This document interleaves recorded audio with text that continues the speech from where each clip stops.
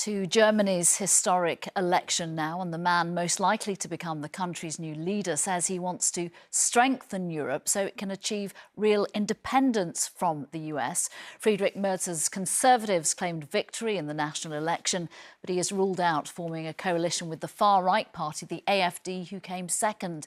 Their leader revealed Elon Musk had called her to congratulate her on her party's success. Our Europe editor James Mates joins me from Berlin. James, will we see a drastically different approach from the Germans when it comes to America?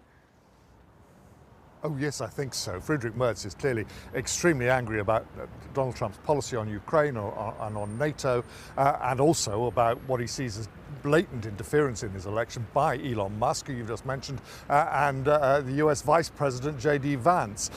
This is a man, Friedrich Merz, who was the most Atlanticist, pro-American politician in Germany before all this started. So it's a massive change. Just to let you know where we are now, he has now got to form a coalition with his principal rivals of the centre-left, the Social Democrats. I mean, to put this in British terms, it's as if Reform got so many votes in a British election that neither the Conservatives nor Labour could form a majority, and ended up, rather than going into coalition with Reform, trying to form a coalition between each other.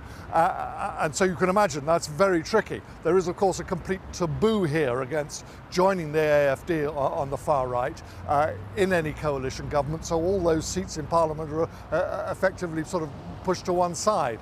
So that's what he's got to do, and it could take several weeks. He says the world is waiting and he wants to get on with it, and he's made some very strong remarks about where Germany is going to be on NATO and on what he calls European strategic independence. It looks like he's going to take a much tougher line on Washington than Keir Starmer is. He's much more aligned with the French, and will try and get a position in which Europe can operate independently in terms of its own defence.